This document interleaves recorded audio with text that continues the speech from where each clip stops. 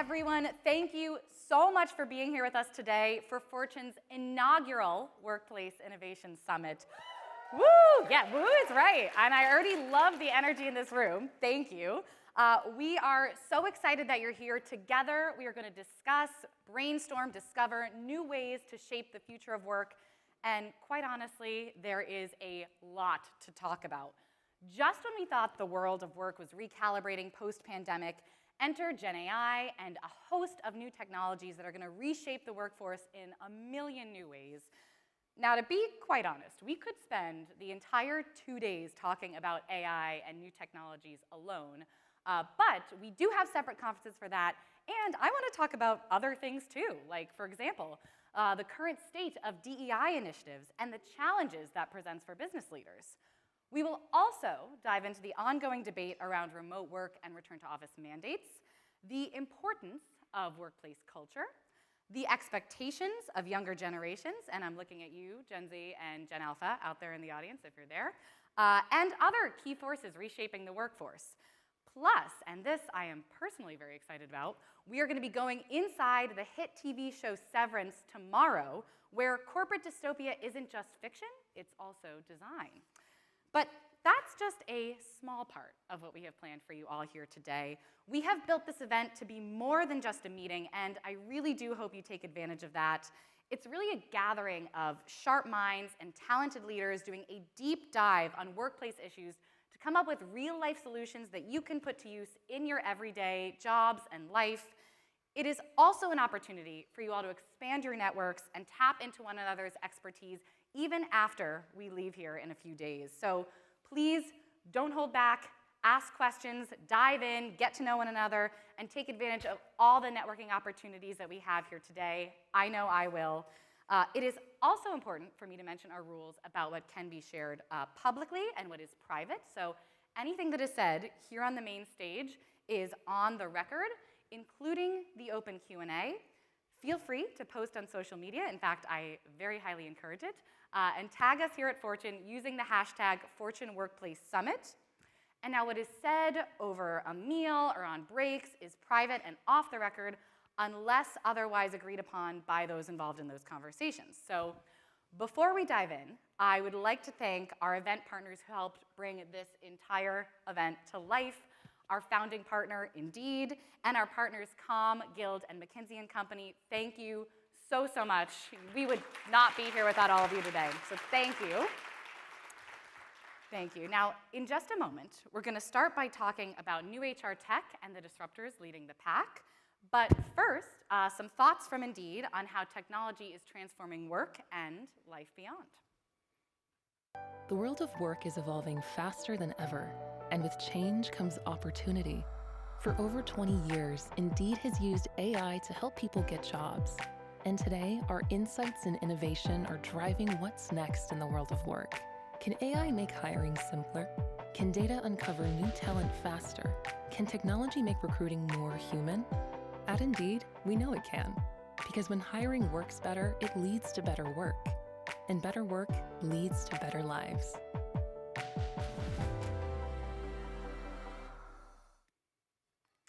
Amazing. So that is all very fitting as we dive into our first conversation on tech in the workplace. Startups Handshake and Remote operate in the HR space. They are at the forefront of a technology revolution that's reshaping recruitment, driving efficiency, and creating new opportunities for companies and job seekers alike. We are joined now by two of the innovators who helped build these multi-billion-dollar disruptors. Please welcome Ben Christensen, co-founder of Handshake, and Marcelo Lebre, co-founder and president of Remote.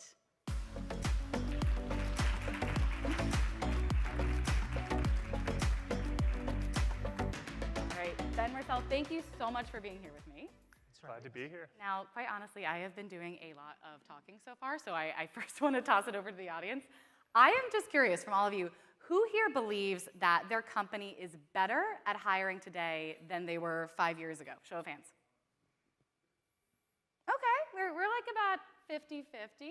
That seems really like a good place to start with you guys. So I'm curious about what's changed for the better and what's still broken, which brings me to the two of you here today. both of you founded your companies in roughly the past decade or so. Ben, you're a little further back. Marcelo, you're pretty recent. But I think you're both up against some really serious incumbent players, many of whom are here in the room with us today. So I want to start by talking about what gaps each of you saw in the marketplace that you thought, this is why I have to solve this company and fix it. Ben, let's start with you. Sure. So I went to school in the middle of nowhere, Upper Peninsula of Michigan. We're talking like 2 flights a day total, both from Chicago in the winter when there was 300 inches of snow. Both of those are likely to get canceled or delayed. And that meant we just didn't see the same variety of recruiters and employers coming out to our school as you might see somewhere else. And the process of finding a job is, and especially as you're going into your early career, is so complicated. There's so much uncertainty, doubt, not understanding what's out there, job roles coming at you from every different direction, trying to understand what's an SRE, an SDR, an AE, an HRBP. And I don't even know what any of that means. So yeah, it's just alphabet soup, basically. And another, like, job titles, too, even when you look at the job description that don't make sense. Like, consultants, I still today don't really feel like I understand what a consultant does. Yeah, hopefully we find out this. Yeah, if you know, please tell me. I would love to hear. But as a student, you're just overwhelmed by all that. And so we knew that we wanted to help solve that problem for students. We needed to build a place where you didn't need to already have connections, luck, experience to be able to be successful. You could showcase yourself really well. So we built a place for students to find and search for those different jobs, to be able to build a profile that helped them really feel like they could stand out, that didn't require a ton of those connections, a ton of that work experience to be successful. And we found out over the years that it was more than just a niche remote school in the middle of nowhere problem, but actually something that's pretty universal to everybody. We have over 1 million employers now on Handshake today posting jobs, finding and recruiting students. We have 18 million students and young alumni that are searching for and finding jobs and building their career network. And we have over 1,500 universities that we partner with as well that are helping bring all of those sides together and helping them be successful. Excellent. Great. And Marcelo, what about you? Well, there's the official story and the less official story. Ooh, okay, intrigue. The actual real story and not the things that comes out in the news. I think we built this company out of spite. Ooh. Eventually, we all go through life, and it comes a time where you need to start paying taxes and go to the government authorities, and when you need to solve something, and you go to the counter, and people are like, yeah, next, or computer says no mode, and eventually, everyone complains about this. But what is the real reason why this happens? And so it happens because there's a fundamental disconnection. If you were to put on 2 lists all the jobs available in the world, all the people that are in the job market one way or another, and you would say, okay, what are the things that really make you happy? And what is the one thing that you're really good at? And you could try to merge both and connect. These would be perfect, right? A lot of potential, doctors would be woodworkers. People that are, engineers would potentially be clothes designers, things like that. But why isn't it the case? It's not the case because we were still very much bound to what exists around where we happen to be born or to relocate for whatever reason, or just because at the end of the day, we need to put food on the table. And so as we were sort of like complaining about life, my co-founder and I complaining about all these random encounters with people that don't really want to help you because they're happy, they're not living their happiest life. We came to this debate of, okay, the reason this happens is because there's no match. It's not possible today. And so we then try to understand what would we need to build to make this possible. And of course, the first thing you think is, well, it's like this glorified job board. But it's much more than that, right? Because you can find the jobs. But the problem is that, what if the job you so desperately want and you're great at is on the farthest side of the world, or the country, or the continent, whatever? It's very hard for companies to hire and pay people, and for people to be hired, employed properly around the world. And that was the thing that got us to work and understand what can we build in this space. We, to our bit of a dismay, I'm an engineer by training, we found out that there were no APIs to build this. There were like easy things we could hack together to make this happen. There are plenty of local providers that are like decades old that will, try to help you do this, but it's all very clunky. You end up dealing with multiple parties, and it takes months to get anything done. And so naively we said, how hard can this be? We're just gonna automate this all. Yeah.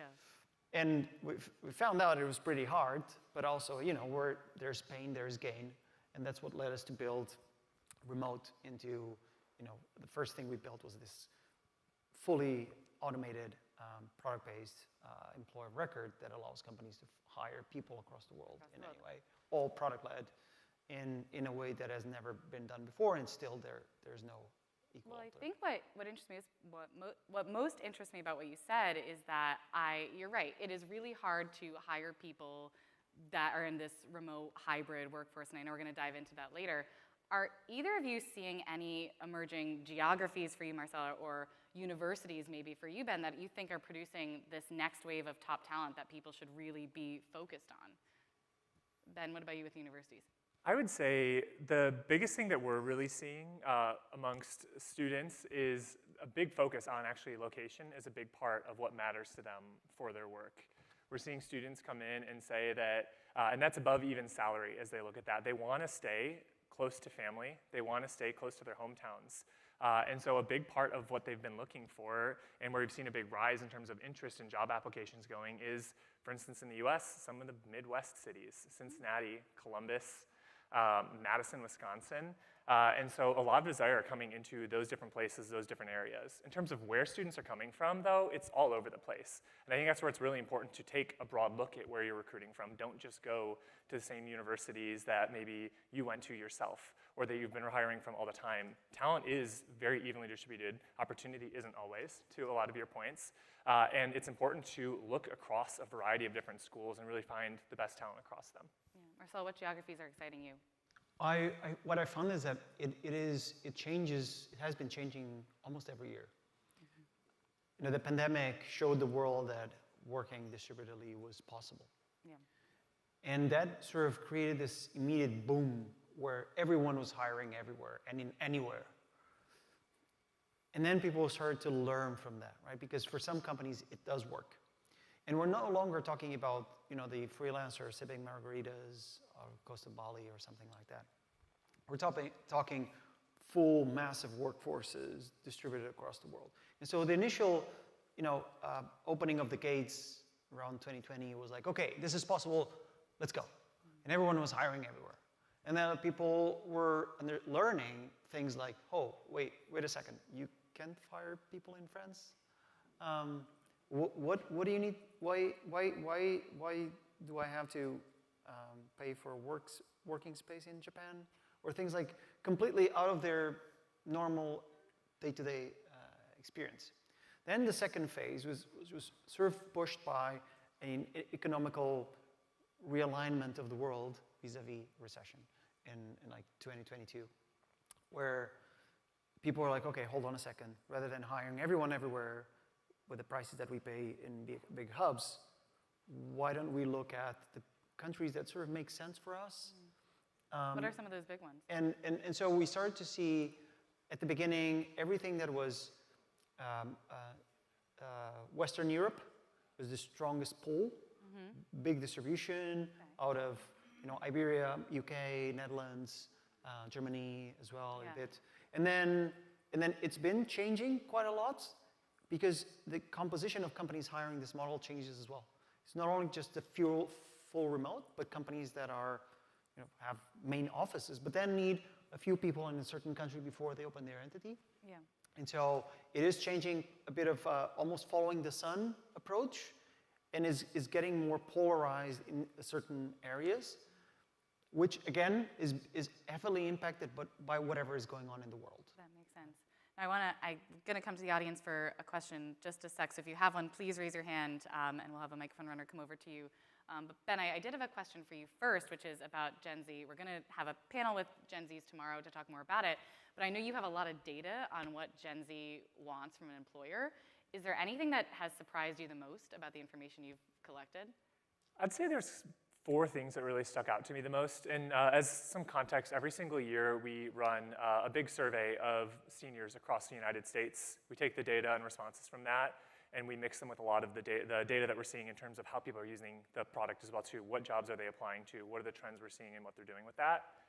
And 2 of the areas that were really surprising to me were around location, and 2 were around practical benefits. The first is sort of what I was sharing earlier. There's a big focus above even salary of that location piece, and people wanting to be near home, near family, near friends, and that being a big factor as they think about decisions.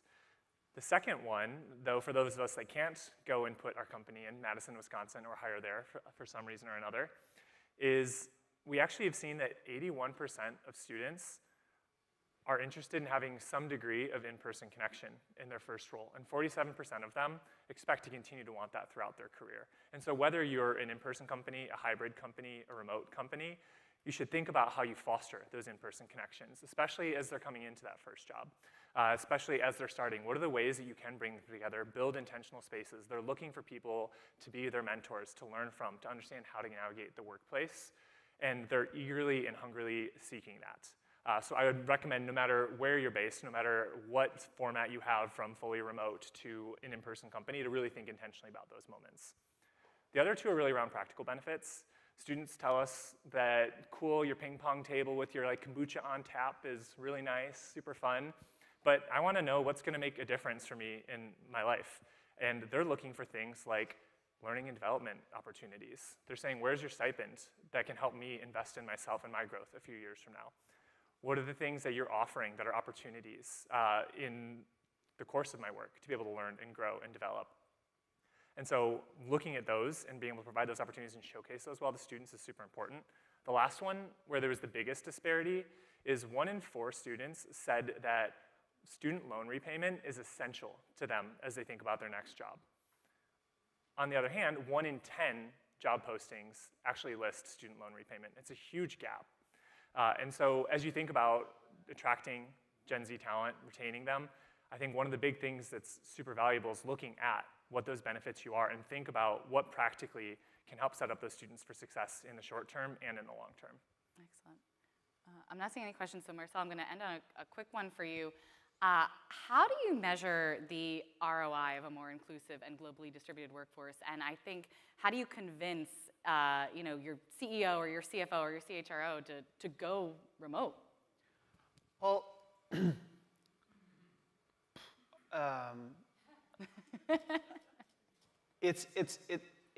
you can convince anyone of anything they don't want to do.